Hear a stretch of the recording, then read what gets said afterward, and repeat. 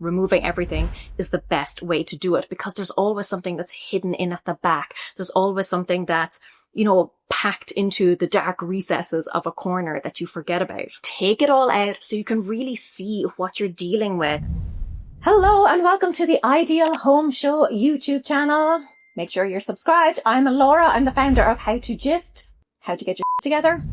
Today I'm talking about decluttering and organizing. I'm here in my kitchen because it's one of the busiest rooms in my home, and because of that, it gets messy quickly. And for me, mess equals stress. I've been decluttering for a decade now, and I'm sharing everything I learn over on my own YouTube channel. But today I want to give you my best tips and advice for returning calm to your kitchen. But honestly, these tips can be applied to any room in your home. I'm going to give you some of the foundational stuff to really get you set off on the right foot, but also some next level tips for when you're ready to completely cut clutter out of your life. First, I want to briefly touch on some things to avoid, because I'm a firm believer that forewarned is forearmed. So if you know what obstacles and sticking points to look out for, you're going to be much better prepared to deal with them if and when they arise. The two biggest headaches in the kitchen are, one,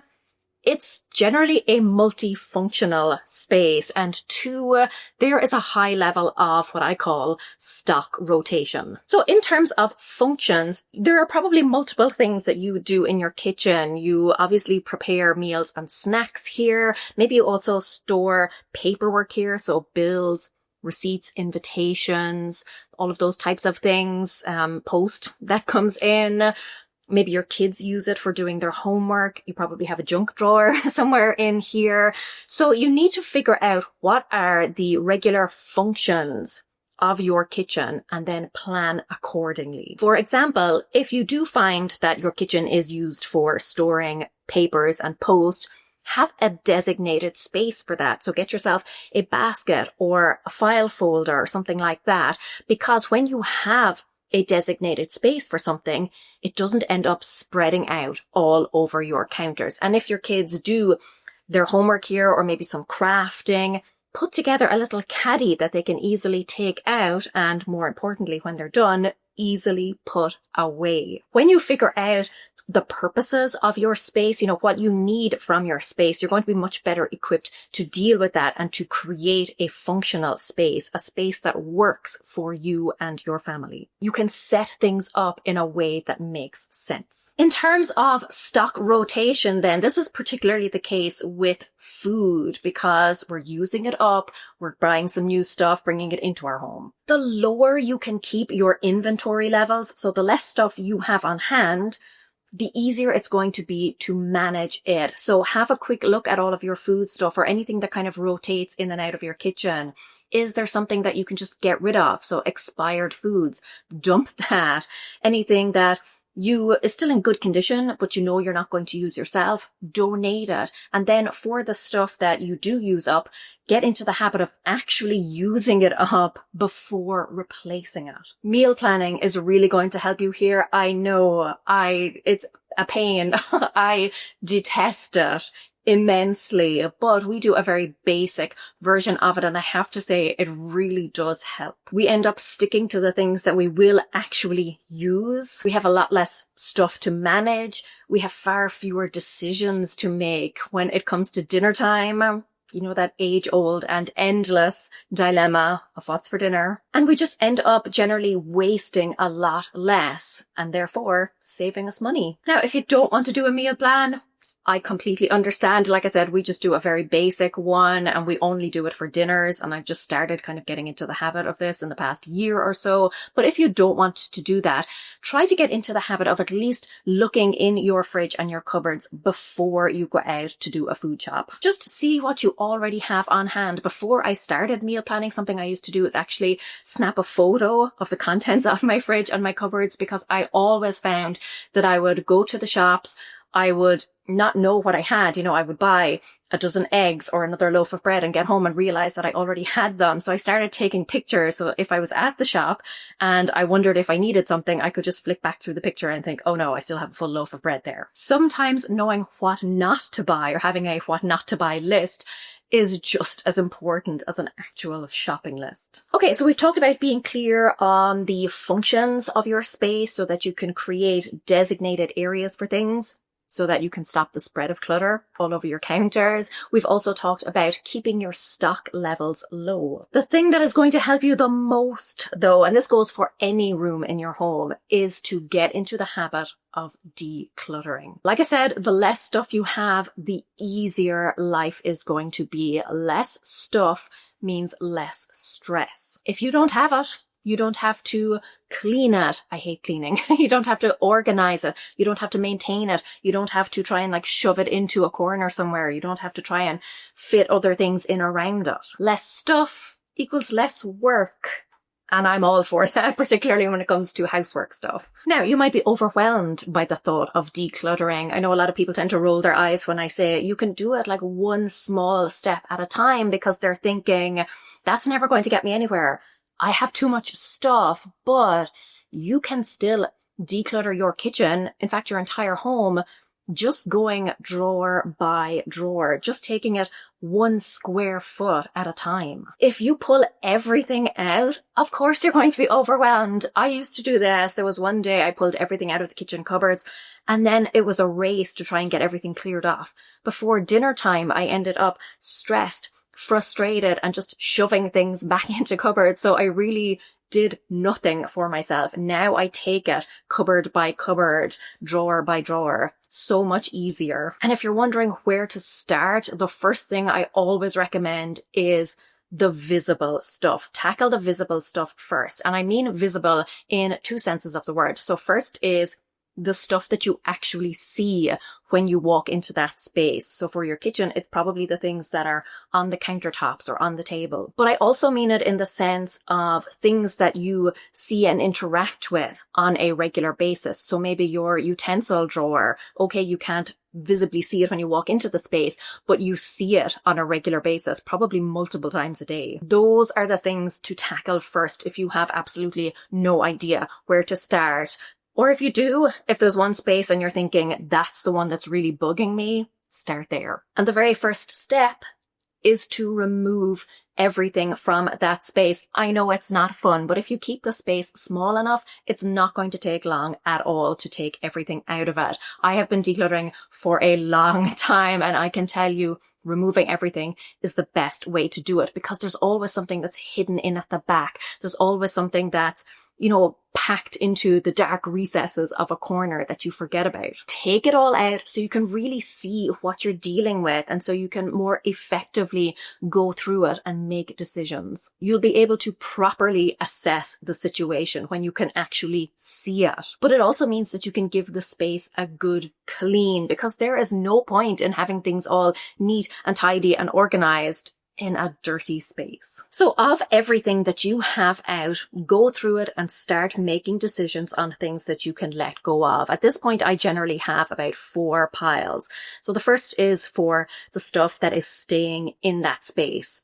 In other words, the keepers. The second is the stuff that is staying, but it belongs somewhere else. Maybe it belongs in a different room or just in a different drawer in that space. The third is for stuff that I can donate.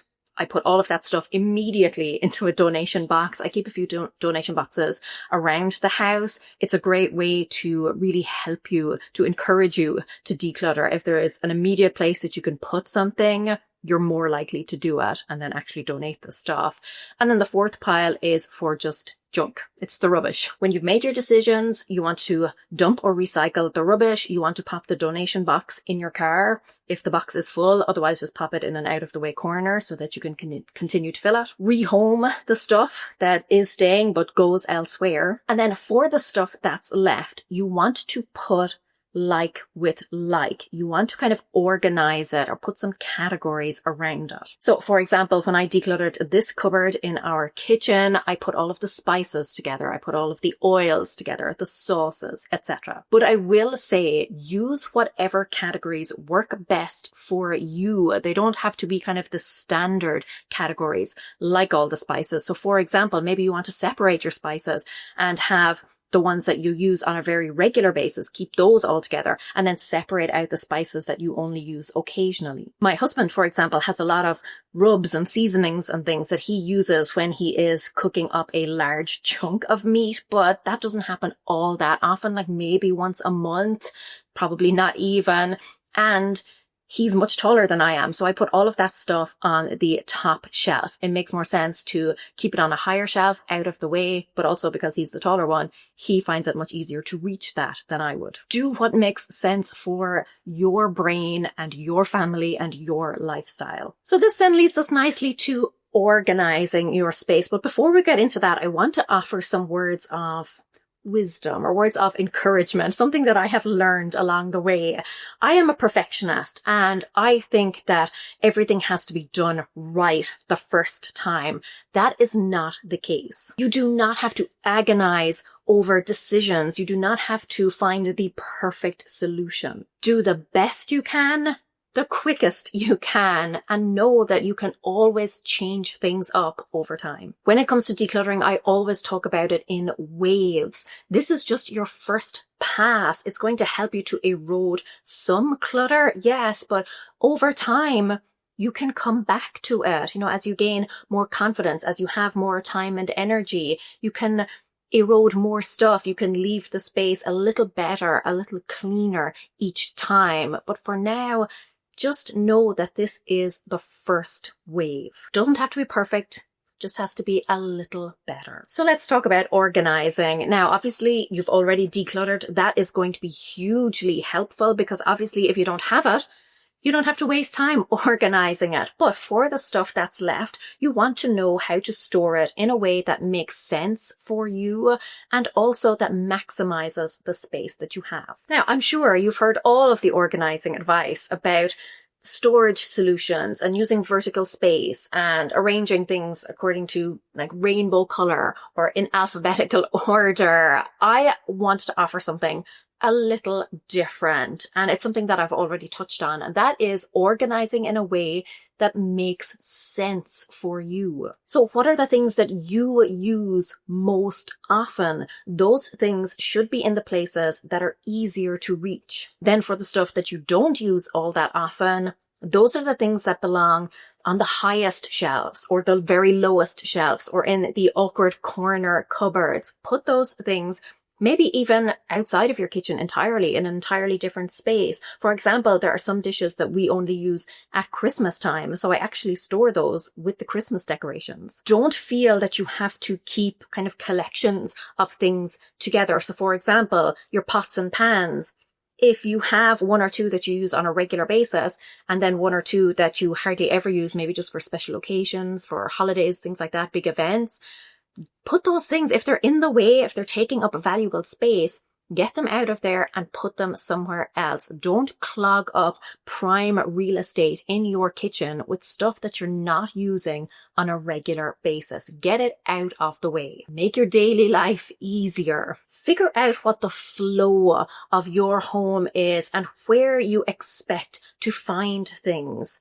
And then work around that. Put systems in place that speak to that and that make sense for that flow. Organize according to what just makes sense to you. I am a big believer in organizing and doing things in a way that best suits your family, even if it's not necessarily the correct way. So don't, for example, decant all of your food or put all of your spices in alphabetical order if that doesn't make sense to you. If it does, great, go ahead and do it.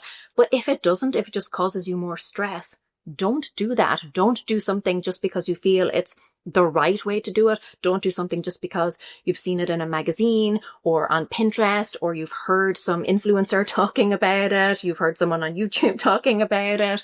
Don't do it because that seems to be the way that most people are doing it. Everyone is different. Some people like to see all of their things, right? You know, they like the stuff to be visible. For them, open shelving works great. For other people, like myself, they like things to be tidied into small categories and hidden and behind closed doors. We're all different and we all work in different ways, and therefore it makes sense that we would all organize in different ways. Do what works for you and for your family. Listen, life is hard enough without making it harder. What is the current flow of your kitchen, and is it working? If it is, great.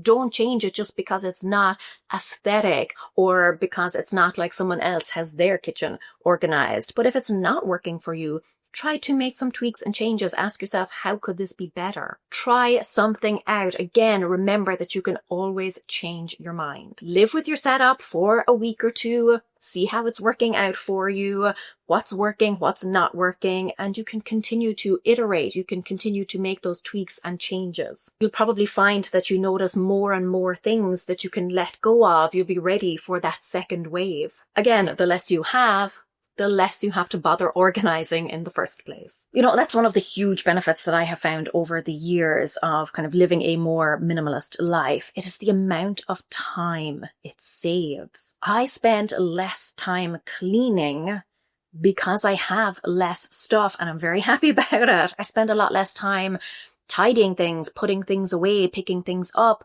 because again, I have less stuff, but also because the stuff that I do have, it has a designated space. It has somewhere to go, somewhere that's easy to reach. It's easy to put things away. I find that a huge amount of clutter really comes down to unmade decisions.